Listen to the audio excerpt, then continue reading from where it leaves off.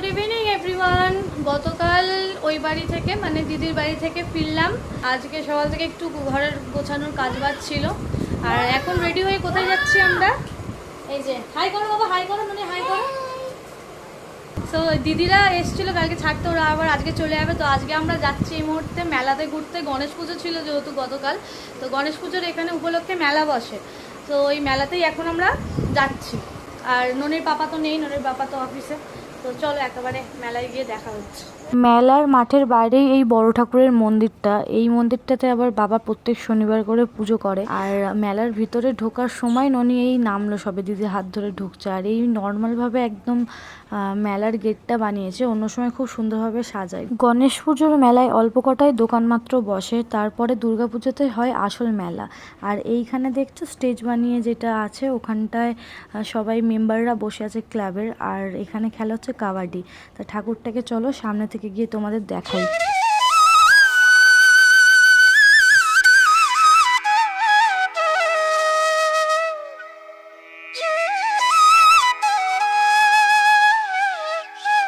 এত গরম না সহ্য করতে পেরে আমরা আগে আইসক্রিমের দোকানে গেলাম একটু আইসক্রিম খেয়ে ঠান্ডা হওয়ার জন্য। আর ননিও এখানে আইসক্রিম খাওয়ার জন্য ব্যস্ত। খুব পছন্দ করে এসব আইসক্রিম চিপস খেতে, বাট কম দেওয়া হয় কারণ এগুলো তো খুব একটা হেলদি নয়। আর এই গণেশ পুজোর মণ্ডপে কিন্তু প্রত্যেক বছর বাবা এইখানে পুজো করে, আর এই বছরে বাবাই করেছে। একটু আগে আমার সঙ্গে যে বাবাকে দেখলে, তখন বাবা আরতি করতেই গিয়েছিল মণ্ডপে। তা দেখা হয়ে গেল, তখন একটা ফটো তুললাম আমরা। তারপর চলে আসলাম এই মেলার প্রত্যেকটা দোকানে দেখতে কেমন কি দাম, কি কি জিনিস রয়েছে না রয়েছে। বাট দাম এখানে প্রচুর। কদিন আগে স্প্ল্যানেডের ব্লগটা তোমরা হয়তো দেখেছো, সেখানে রূপমের একটা রিমোট কন্ট্রোল গাড়ি কিনেছি। সেম গাড়ি এই দোকানেও রয়েছে, এখানে দাম বলছে 1150 টাকা, নো বার্গেনিং। তা ওখান থেকে চলে গেলাম, আমি নিলাম কিছু ক্লিপ। আর ক্লিপের দাম ফাম তো নর্মালি সব জায়গায় একই থাকে। রিংগুলো খুব পছন্দ হচ্ছিলো, যেগুলো আমি দেখছিলাম হাতে, 20 টাকা করে পিস বলছিল। তা আমার কাছে রিং রয়েছে অলরেডি, তাই নিলাম না। তা চলে আসলাম আর একটা অন্য দোকানে। আর এইখানে এসে ননি শুরু করেছে গাড়ির বাহানা। আমরা এখানে একটা দোকানে দাঁড়িয়ে কেনাকাটা কিছু করছি। কত শুধু গাড়ি আর গাড়ি। কটা গাড়ি নিয়েছিস দেখি? শুধু গাড়ি নেবে কি রে? দেখ ব্যাগের কাছে, এই রেখে দাও ননি, একই গাড়ি দুটো নিতে নেই। একই গাড়ির তিন কালারের, আর একটা হলুদ কালার গাড়ি ওইটা নিয়েছে।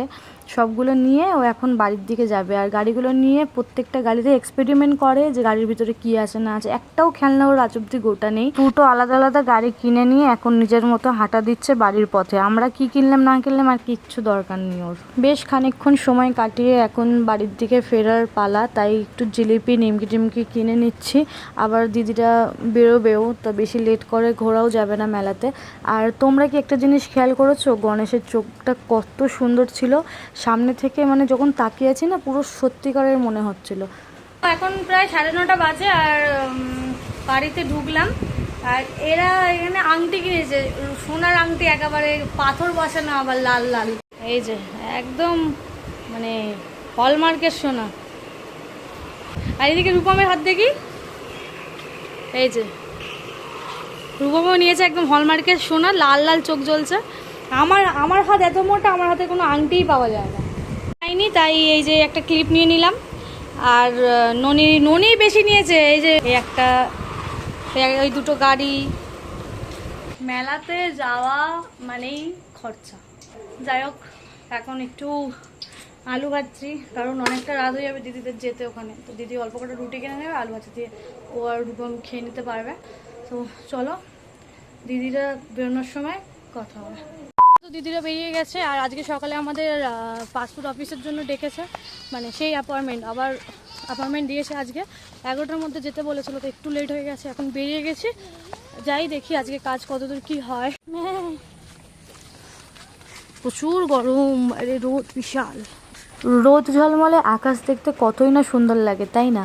এই রোদ ঝলমলে আকাশ দেখতে দেখতেই আমরা উঠে পড়েছি অটোতে। আর এখান থেকে অনেকটাই সময় লাগে অটো করে, মানে অনেকটা ভিতর রাস্তা থেকে দত্তপুকুর যায়। চারিদিকের পরিবেশটা দেখতে সুন্দর লাগলেও কিন্তু এই অটো করে যাওয়া আবার উল্টে পিছন দিকে, ওটা খুব কষ্ট, মানে এত ঝাঁকুনি হয় না, বড্ড কষ্ট। পাসপোর্ট অফিসের ভিতরে চলে এসেছি। যে স্যার আমাদেরকে ডেকেছেন উনি এখন নেই, আসবেন কিছুক্ষণ পর। তাই আমরা চলে আসলাম একটু লাঞ্চ করতে। বাড়ি থেকে বললামই না, কিছু না খেয়েই বেরানো হয়েছে। লাঞ্চ করে আসার পরে কিন্তু বেশিক্ষণ ওয়েট করতে হয়নি, তারপরেই আমাদের ডেকেছিল। ওখানের কাজ সেরে আমরা চলে এসেছি এখন বাড়ির কাছাকাছি, প্রায় টোটোতে উঠে পড়েছি। আর কাজ হলো কি না হলো একটু পরে তোমাদেরকে জানাচ্ছি। আমরা বাড়ি কিন্তু চলে এসেছি 4:30 নাগাদ। আর বাড়ি এসে বাইরেতে তো লাঞ্চ করেছিলাম অল্প কটাই, তো বাড়ি এসে আর কিছু লাঞ্চ করিনি। ননির তো প্রচণ্ড ঘুম পেয়েছিল, মানে আসতে গিয়েই টোটোতে ঘুমিয়ে পড়ছিল, বাট ঘুম পাড়ায়নি, কারণ বাড়িতে এসে না ঘুমালে শরীরটা খারাপ করবে। সো আমিও একটু ঘুম থেকে উঠলাম। অনেক দিন ধরে রোদে করছি না, একবার কেএমসিতে যাবো, একবার এখানে যাবো, একবার সেখানে যাবো, এই করতে করতে মানে একদম ট্যানও পড়ে গেছে। আর পাসপোর্ট অফিসের কিন্তু কাজ কি হলো সেটা তোমাদেরকে বলা হয়নি। ওরা বললো যে লাগবে না, যা ডকুমেন্টস ওখান থেকে রিসিভ দিয়েছে কেএমসি থেকে সেটা দেখিয়ে দিলেই ওখানে গিয়ে হয়ে যাবে। তা ভালো কথা, গেলাম, অনেক আশা নিয়েই গেছিলাম যে হয়ে যাবে। তা গিয়ে রিসিভ দেখাচ্ছি, ওখানে আরও কয়েকটা ডকুমেন্টস উল্টে বললো এগুলো নিয়ে আসো, নাহলে হবে না।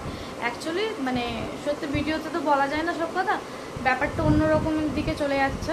কিন্তু সব ডকুমেন্টস নিয়েই পরে আমরা যাবো, যা যা বলেছে, দেখা যাক তারপরে কি হয়। যাই হোক, ননিকে তুলে তারপর একটু মাঠের দিকে যাব ঘুরতে। আমি ননির পাপা অনেকক্ষণ আগে উঠে গেছে, তাই একটু মাঠের দিকে ঘুরে আসবো। অনেকদিন ধরে ভাবছি যাবো ওই দিকটাতে, যাওয়া হয় না ননিকে নিয়ে, মানে শুধু এই গাড়ির রাস্তা করে না মানে বিরক্ত লাগছে। একটু যাই, সবুজ দেখে আসি, নিজেরও মন ভালো লাগবে, ওরও মন ভালো লাগবে। আমি ননির পাপা বাড়ি থেকে বেরোলাম একটু সামান্য দূরে মাঠে, সবুজ গাছপালা দেখতে, একটু হাঁটতে, অনেকদিন হাঁটাও হচ্ছে না। আর ঠিক এইদিকেই কিন্তু শীতকালে সর্ষে গাছ হয়, সর্ষে ক্ষেত তো তোমরা জানোই কত সুন্দর লাগে দেখতে শীতকালে। ওইখান থেকে আরেকটু সামনের দিকে এগিয়ে গেলে এই পুকুরটাতে হয় পাটের চাষ। সামনের দিকে গেলে তোমরা দেখতে পারবে যে কত রকম পাটের কাঠি রাখা আছে।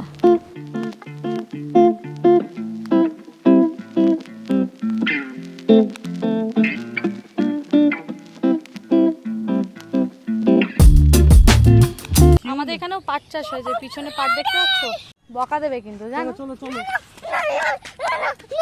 ও এখন আরো ঘুরবে, বাড়ি যাবে না। চলো বাড়ি চলো। আমাদের চলে যেতে বলছে, যা যা।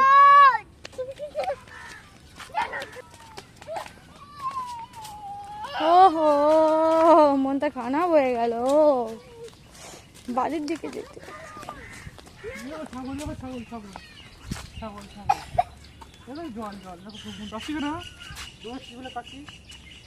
পিঠা হাত বলে দাও, বুকটা বলবো।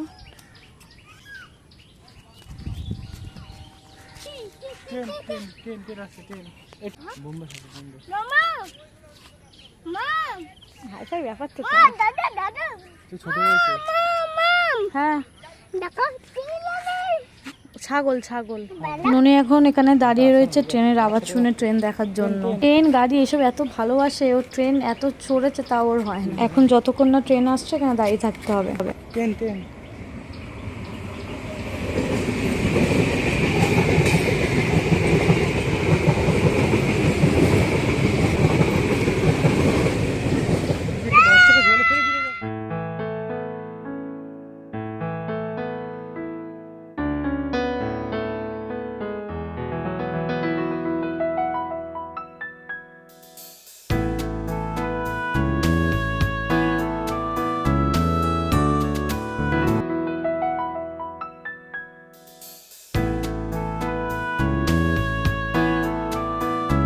ঘোরাঘুরি হাঁটাহাঁটি শেষ করে এখন বাড়ির দিকে এগোচ্ছি।